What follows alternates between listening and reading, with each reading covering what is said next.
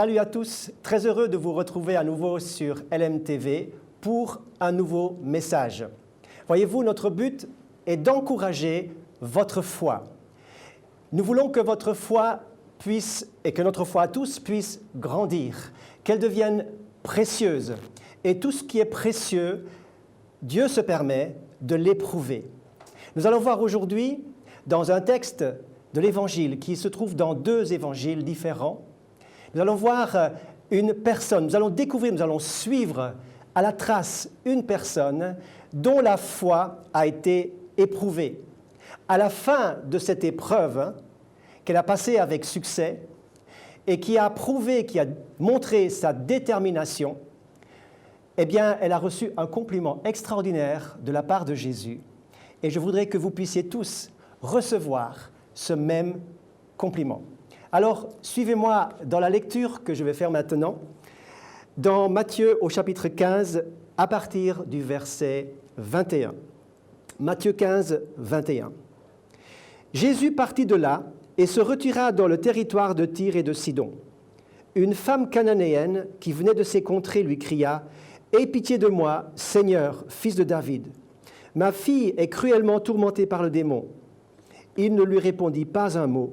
Ses disciples s'approchèrent et lui demandèrent « Renvoie-la, car elle crie derrière nous. » Il répondit « Je n'ai été envoyé qu'aux brebis perdues de la maison d'Israël. » Mais elle vint se prosterner devant lui en disant « Seigneur, viens à mon secours. » Il répondit « Il n'est pas bien de prendre le pain des enfants et de le jeter aux petits chiens. »« Oui, Seigneur. »« Oui, Seigneur, dit-elle. Pourtant, les petits chiens mangent des miettes qui tombent de la table de leur maître. » Alors Jésus lui dit « Ô femme, ta foi est grande, qu'il te soit fait comme tu veux. » Et alors même sa fille fut guérie. Ce récit absolument extraordinaire, qui pourrait être considéré comme un fait divers dans le grand ministère et le grand parcours de Jésus, nous apprend quelque chose. Ce texte vieux de 2000 ans a aujourd'hui un impact, une puissance pour ceux qui le reçoivent d'un cœur ouvert. Et j'espère que vous avez ce cœur ouvert pour recevoir la substance de ce message, de ce texte, mais de cette parole de vie que Dieu veut nous donner pour encourager notre foi. Car il faut le savoir, Hébreux chapitre 6, verset 12 nous dit que c'est par la foi et la persévérance que nous héritons des promesses. C'est par la foi et la persévérance. Regardons Jésus. Jésus va avec ses disciples, accompagné par ses disciples, il va quitter le territoire d'Israël. Et Jésus va se rendre en territoire voisin, il va quitter le pays pour passer la frontière et aller en Tyr et Sidon. Cette région de Tyr et de Sidon était bien sûr une contrée complètement différente. Les gens avaient d'autres coutumes, les gens avaient d'autres pratiques religieuses. Et il nous est dit que ce territoire était sous l'emprise occulte de divinités païennes terribles, les Astartés et les Baals. Or, lorsque Jésus arrive, et il faut mentionner ce détail, il se déplacera d'Israël en territoire de Tyr et de Sidon pour une seule personne.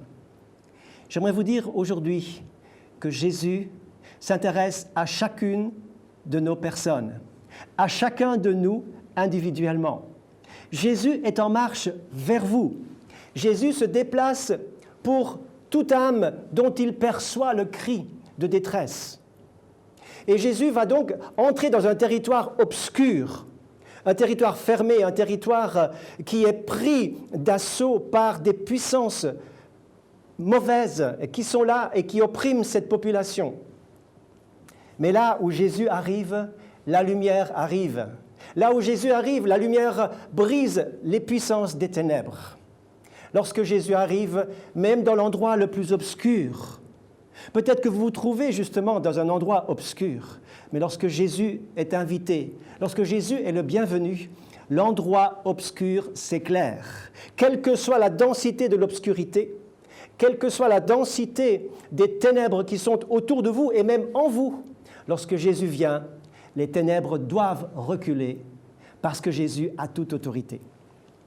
Cette femme vient avec un grand besoin. Cette femme a entendu parler de Jésus et elle va croiser sa route et elle vient avec un grand besoin. Et elle va apporter le besoin de sa maison, le besoin de sa fille. Elle avait réalisé que le problème de sa fille est d'ordre spirituel. Elle avait tout essayé pour résoudre le problème de cette maison. Elle avait tout mis en marche pour que les problèmes se calment, que les tensions disparaissent, que la paix revienne dans la maison. Mais rien n'y faisait. Le problème était d'ordre spirituel. Elle avait compris que sa fille était tourmentée par un démon et cette souffrance qui se mettait sur tous les membres de la famille, eh bien, cette femme a réalisé que la souffrance de sa fille était sa souffrance. N'est-ce pas vrai que la souffrance de nos enfants, c'est notre souffrance? La maladie de nos enfants, c'est notre peine, c'est notre fardeau, c'est notre angoisse. Cette maman mérite tout le respect du monde parce qu'elle ne vient même pas pour elle-même vers Jésus, elle vient pour sa fille. Elle apporte la détresse de sa fille qui est restée à la maison, elle l'apporte aux pieds de Jésus. Et j'aimerais voir avec vous les 4 obstacles que cette femme va devoir passer. Elle va devoir passer 4 barrières, elle doit devoir franchir 4 obstacles importants pour finalement, dans sa détermination de recevoir du Seigneur, dans sa détermination d'obtenir un résultat et un exaucement, elle va devoir passer ces obstacles pour être véritablement dans la bénédiction totale. Et je voudrais que vous soyez encouragés en suivant l'exemple de cette femme. Premier obstacle. Il nous est dit que Jésus ne lui répond pas un mot. C'est bien ce qui est marqué. Jésus ne lui répond pas un mot. Comment pouvons-nous comprendre cela? N'est-il pas le Christ, le Fils de Dieu, le Fils de l'homme qui a compassion, qui est à l'écoute de tous nos besoins? N'est-il pas celui qui est attentif au moindre soupir de ses enfants, de ses créatures? Comment pouvons-nous comprendre que Jésus ne dit rien alors qu'il est bien conscient de la détresse et de la nature de cette détresse qui habite cette femme? Mes amis, nous aimerions que Dieu nous parle tout le temps. Mais parfois, il nous a parlé et nous n'avons pas entendu. Nous n'avons pas bien écouté. Nous avons été dans nos propres idées, nous avons demandé que Dieu nous parle, mais nous avions nos propres idées et nous avons été de l'avant dans nos propres idées et nous avons ignoré la parole de Dieu.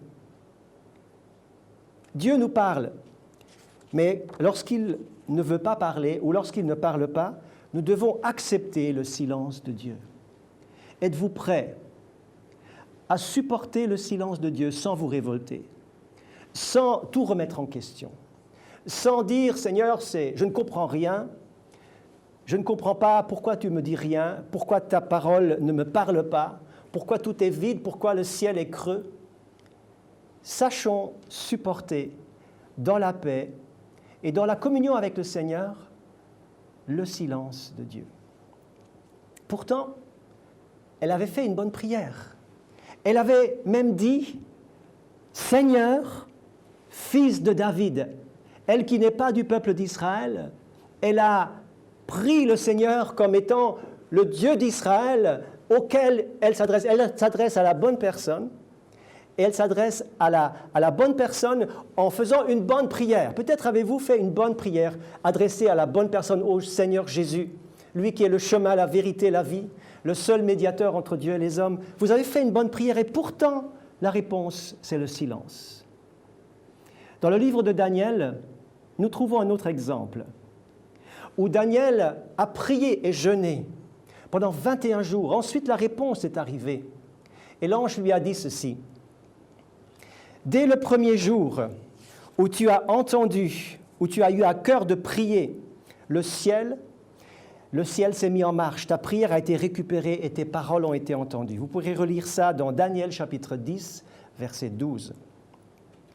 Moïse, sur la montagne, n'a pas reçu l'étape de la loi dès qu'il est arrivé dans son ascension au sommet du Sinaï, mais il a attendu 40 jours avant que les paroles précieuses des 10 commandements lui soient accordées.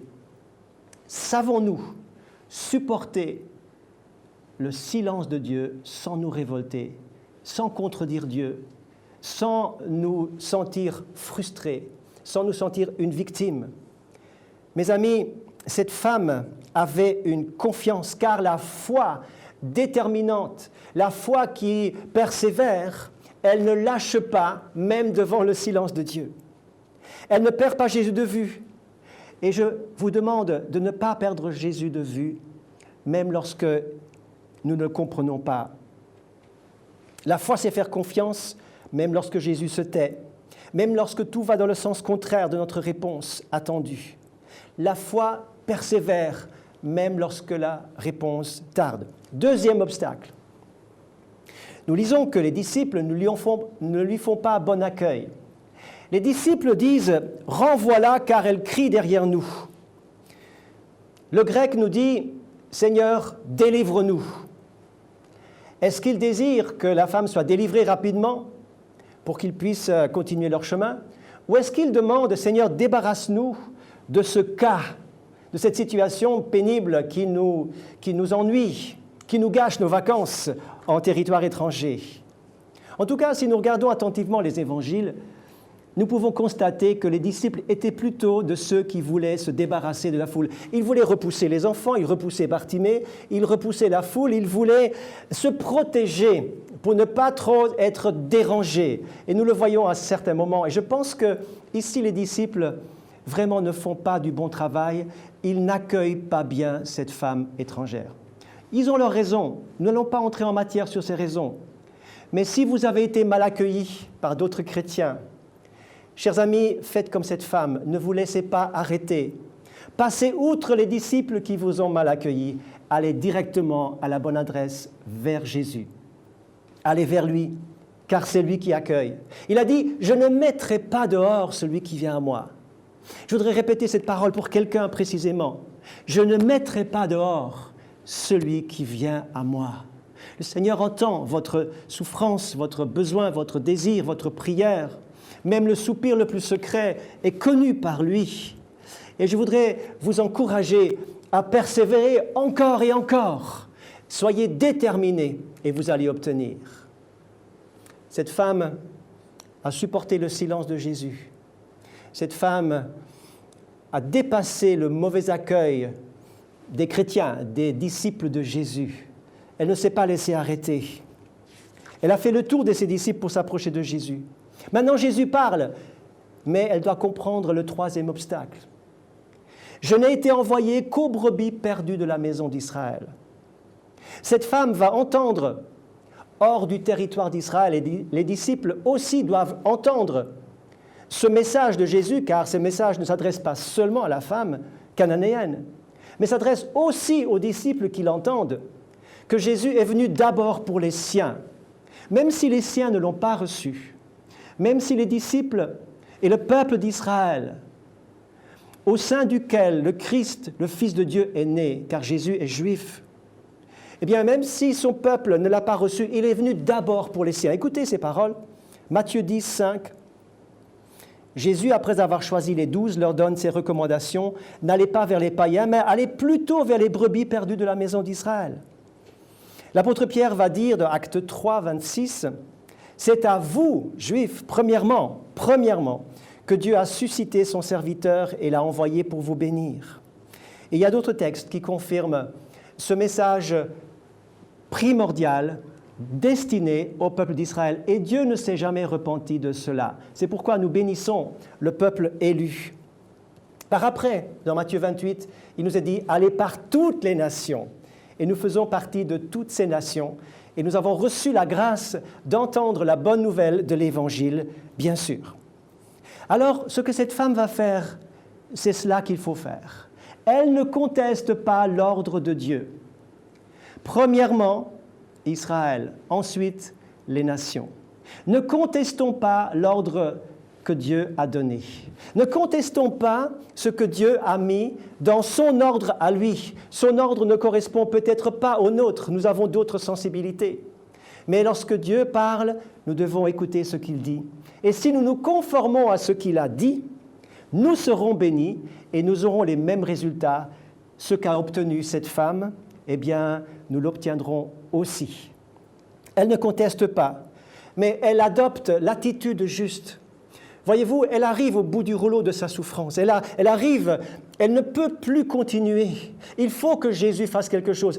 Nous la voyons crier par derrière. Elle dit « Seigneur, fils de David, viens me secourir ».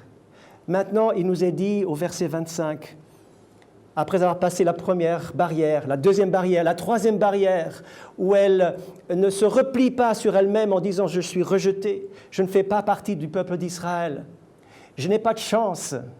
Elle vient se prosterner devant le Seigneur. Même s'il vous semble que vous avez tout essayé, Dieu ne vous a pas parlé, vous n'avez rien ressenti de particulier. Vous n'avez pas été bien accueilli, vous vous sentez seul et vous vous sentez mis de côté. Vous vous sentez peut-être même rejeté par certaines paroles de Dieu que vous ne comprenez pas et que vous n'arrivez pas à mettre en coïncidence avec votre vie, avec votre pensée. Persévérez encore, persévérez encore. Ne vous laissez pas arrêter. Telle cette femme, elle a continué et elle va venir se prosterner, elle va s'approcher de Jésus. Ce que j'aimerais vous dire, approchez-vous encore de Jésus. Il vous accueillera toujours. Approchez-vous encore. Vous vous êtes déjà approché, approchez-vous encore plus près. Venez encore chercher la face de Dieu, véritablement, afin de passer le dernier obstacle. C'est là que je trouve la clé pour ce texte et que j'aimerais vous laisser aujourd'hui. Jésus va dire une parole étrange.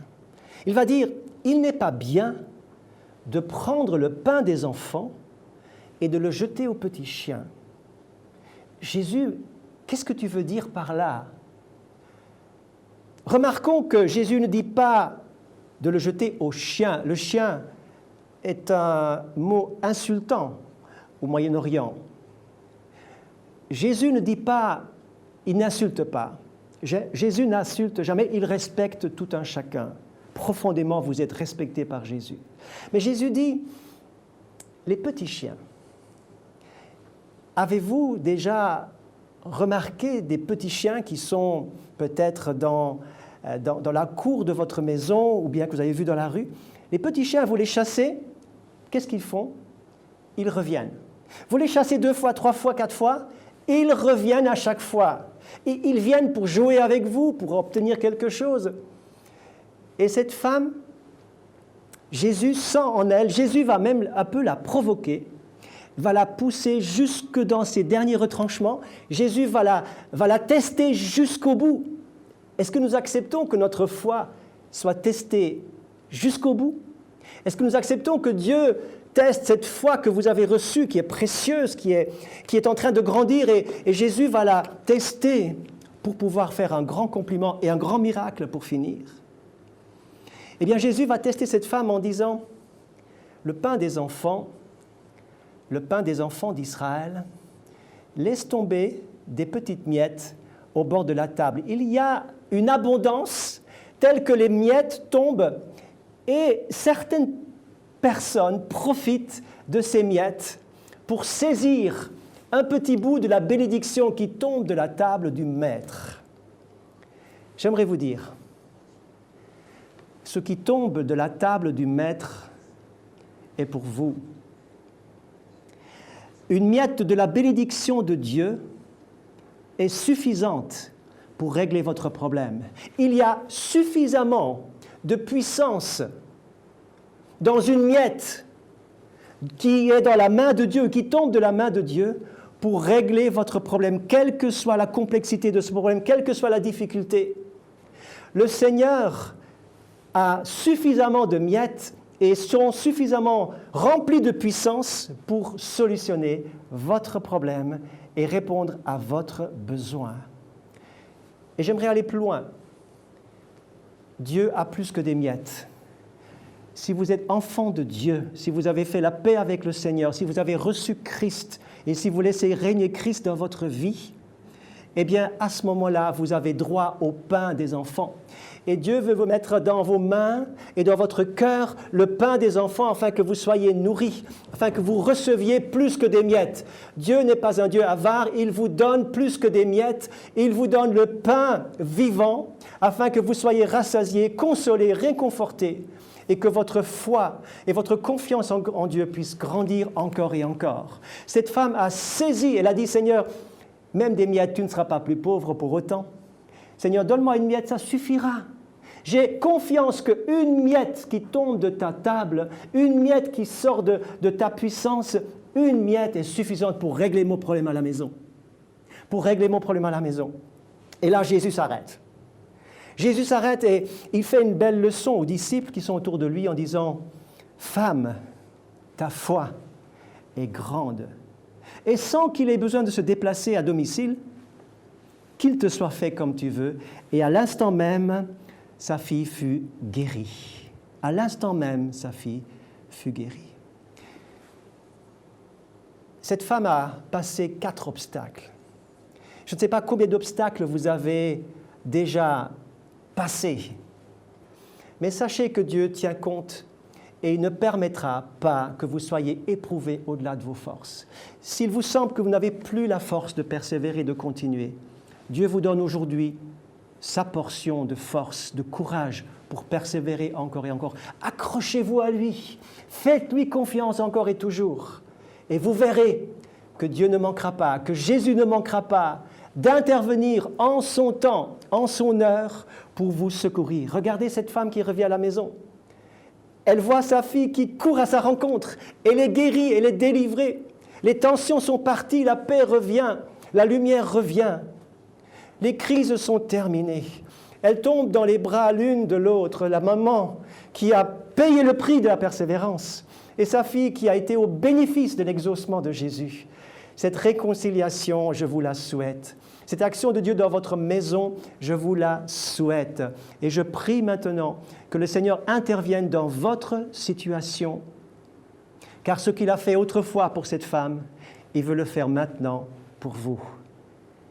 Puis-je vous demander courtement de prier avec moi? Seigneur notre Dieu, tu es le même hier, aujourd'hui, éternellement.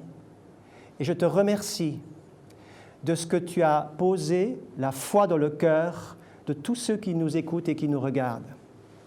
Et cette foi, tu vas la faire grandir, mais tu vas aussi la tester.